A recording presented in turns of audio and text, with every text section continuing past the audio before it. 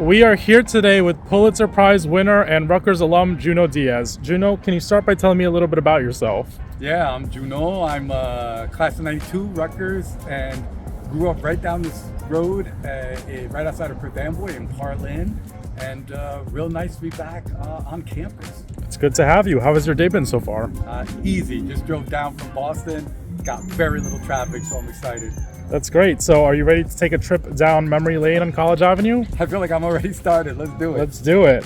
So do you have a favorite memory here on College Ave? I do, and I think it's pretty much evoked by being right here, which is that they used to have all the old food trucks here right in front. And, I had a job, and a lot of times I would miss the dining hall hours of Broward. And if it wasn't for that food truck, man, I don't know what I would have done when I got out to work. So I have these great memories of always being here with my friends and just chopping it up and getting grub, Yeah, I loved getting a fat sandwich here. Do you have a favorite overall Rutgers memory? I think so. I think it's sort of links to all my kind of positive feelings about Rutgers. All schools are mixed. They got their good stuff and they got their bad stuff. But for me, Rutgers, those 4 years that I was here was the first time that I had ever felt really safe, and really happy. I grew up in Dominican Republic, but when I was in the DR, my father was the United States, so I wasn't really happy. And when I moved to New Jersey, where I grew up was kind of hood and not really safe, kind of precarious, and whatever. I was proud of my neighborhood like everybody is, but it wasn't until I got to Rutgers and I was in the midst of this world of education, of activism, of art, and I felt so damn safe. It was really a feeling I didn't know or that I really treasured. So I think when I think about Rutgers in general, the first thing that comes to mind is that incredible sense of safety that I had not known before. That's great that Rutgers can do that. Did you have a favorite class while you were here? I mean, I love university life, but I had a number of professors whose classes I adored. Wesley Brown, poet, Laurie Scheck, poet, but it was the creative writing professor in the English department, Terrence Holt, who was my favorite professor, whose classes I adored, and who inspired me to pursue my master's in fine arts and creative writing, and to whom I would say I owe a big chunk of the fact that I am a writer now. That's awesome. And what did you like doing outside of the classroom? I was a runner. You know how it is when you're young, you want to work out. I ran, I was in this gym like 3 hours a day, 4 days a week. Looked very different. And I loved going to shows with my boy. He had a car, so we'd always go to New York. We saw a lot of hip hop shows. We saw KRS-One, Public Enemy, Tribe Called Quest, and going to music, the shows, that was a huge part. I loved that, man. Yeah, the trips to the city are definitely a big perk of being at Rutgers. So let's talk about your career a bit. You won a Pulitzer Prize for the 2007 novel, The Brief Wondrous Life of Oscar Wilde. What was that experience like? Woof. I mean, it's sort of like winning the literary lottery. I was just up the road at my mom's house when I got the call. It was sort of a big shock. I was helping her pack for a trip to the Dominican Republic. And, it was transformational. I mean, in every way, my life can be divided between before the prize and after. I went, person who was just doing their work every day as a writer to a person who was doing their work every day as a writer, but then was getting invited to go do readings in countries they'd never been. It was just enormous, really, really enormous. That's awesome. So in that novel, you directly talk about Rutgers, but on a deeper level, how did your time here shape the way that you write?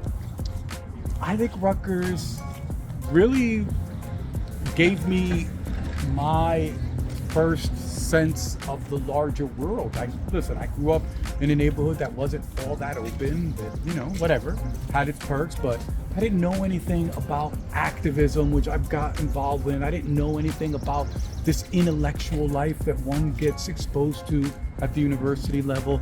I had very little access to art of any kind, and suddenly I'm surrounded by artists, by young people making art, interested in art. And I think all of that came together to help form my sensibility. And even all the books that everybody was reading, they were handing to me. I think that had a tremendous influence and gave me this this curiosity that I still depend upon. Great. So as an author yourself, who is your favorite author? Talk to a writer, they're going to list a dozen books. I always think of people like Leslie Marmon Silko. But I really have to just say that it's going to be Toni Morrison.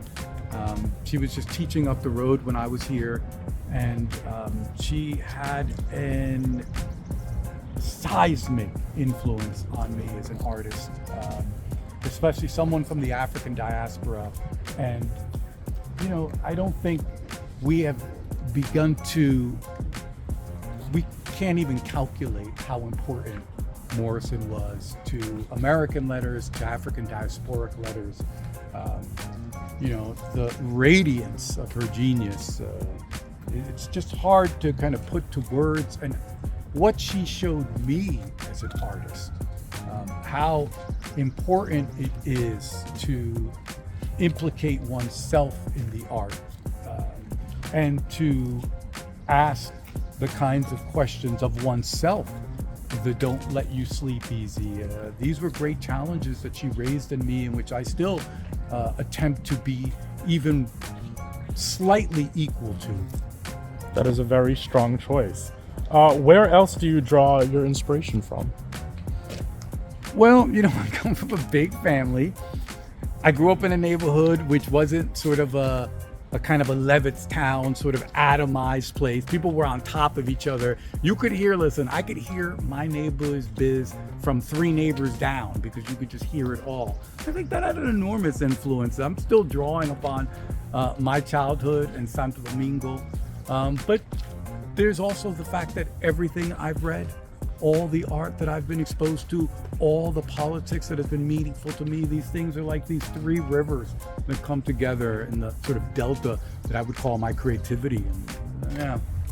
I definitely relate to having a big family. What are you reading currently? I'm in the middle of a project, so I'm not reading for fun. I'm reading kind of for research. And because I'm setting part of the project in the 80s, I'm trying to kind of evoke that 80s. So I'm reading a lot of folks from that time. I'm reading Edward Rivera.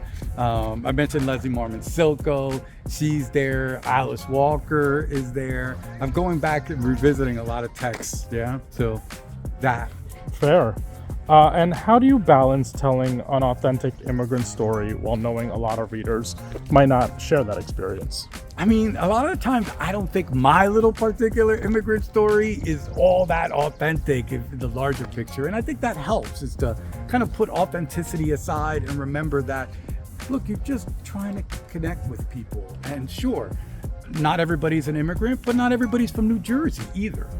And, I don't think that is that great of an obstacle. Ultimately, people love stories that they feel are directly related to them, and they love stories that they feel have absolutely nothing related to them. That's why people can read stories about cute boy vampires, Who the hell knows any vampires? But it's part of the attraction. I think what matters to me, say, about an immigrant story is that, can I connect a reader to how weird, strange, nuanced this experience is, but grounded in the sort of the emotional earth of something that links us all. If I can do that, bro, I can sell vampires. You can sell the Dominican Republic. You can sell New Jersey. Yep, that's an important point. So your work often references comic books, fantasy, and pop culture. If you could live in any fantasy world, which would you choose to live in? Ooh, I mean, I think at my age, maybe when I was younger, I'd probably want to live around ninjas and stuff. But at my age right now, I think I want to live in the world of Miyazaki's Kiki Delivery Service. Kiki's Delivery Service. I love that kind of homey beach, not about beach, but like a coastal town. And they're just so communal. I kind of love that right now, especially with all the lunacies that we're undergoing. That is a classic from my childhood. Which would you not want to live in? I would not want to live in, I love Lord of the Rings, but I wouldn't want to live in Middle Earth, besieged by Very fair. more gothic, Sauronic forces. I wouldn't want to live in Dune. That's just horrific. And I wouldn't want to live in the dystopias of my favorite writer, Octavia Butler. Would not want to live, in Parable of the Sowers. I certainly wouldn't want to live in her sort of neo-plantation narratives of Kindred or Dawn. No way. Very good. Okay, rapid fire. Marvel or DC? Until I was midway through high school, absolutely Marvel fanatic. Fantastic Four, X-Men, etc. Then out came Alan Moore's The Watchmen, out came Alan Moore's V for Vendetta, and Frank Miller's Dark Knight, and suddenly I swang towards DC. Fair point, but I think I'm still sticking to Marvel. Star Wars or Star Trek? I gotta go, love that Gene Roddenberry, but gotta go for Star Wars. Fair. Lord of the Rings or Dune? Oh, you're killing me, man. Hard to imagine a world without either, but I'm gonna go for Lord of the Rings. I agree. Favorite superhero? Again, I got some deep cuts like Mr. X, Modder's Mr. X, but I gotta go for my Ben Grimm, The Thing. Always loved The Thing. Good choice. Tormented, Yeah, mine's got to be Spider-Man. Great. Do you have a favorite book or comic book adaptation, whether in film or television? Absolutely. Sam Raimi's first Spider-Man, I think it's impeccable. Really impeccable. Love that damn thing. Fantastic movie. That's what got me into Spider-Man in the first place. Yeah, I see it. So is it easier to write a character who is likable or unlikable, and do you prefer one over the other? That's a good question. It's like, when I'm like writing these cats, I never think of them in terms of whether they're likable or unlikable. But if I had to, because you're trying to get to the more sort of vulnerable, imperfect, just meaningful nature of people. But if I had to be honest, I think it's far easier to put a grump on the page than a saint. So I'd have to lend that way. Yeah, fair. Outside of writing, of course, what is your hidden talent? So my hidden talent, I, over a 4-year period, taught myself how to cook competition level ribs. Oh. And I spent years learning this. Now, I wouldn't win any competitions, but I went that route. And so, my family and friends love when I cook barbecue. I might have to try those ribs sometimes. They're not bad. Not bad. As we start to wrap things up, why did you choose Rutgers? I think Rutgers, first of all, I'm a Jersey boy, proximity. But really what happened was that I was up at Kane College my first year commuting. My 3 best friends were here. And they were having the best time of their lives. Not only was it just the social aspect of it, I could see that within a couple of weeks, these 3 dudes were smarter, had gotten more exposure to things that I wasn't getting at my school. And I really wanted that. I saw that they were learning and having just all this stuff happen to them. And it seemed like they were becoming. And I felt like I wanted to become something. I didn't know what it was, but I felt like I could find it here. And you know what? I came here and I did find it here. That's a great answer. And last but not least, if you could give one piece of advice to an incoming Rutgers student, what would it be? Listen, when you come to university, I think unless you're some incredibly lucky person, you're going to get a ton of advice thrown at you. Everybody's giving advice. I guess if I had to be forced to give you advice, young person, I would say that when I came to university, and a lot of my students, because I teach at a university now, they show up defended. And I understand. You're afraid to fail, you're afraid to look stupid, whatever it is. The sooner you can drop your defenses, the easier and the better the learning is. It took me 4 years.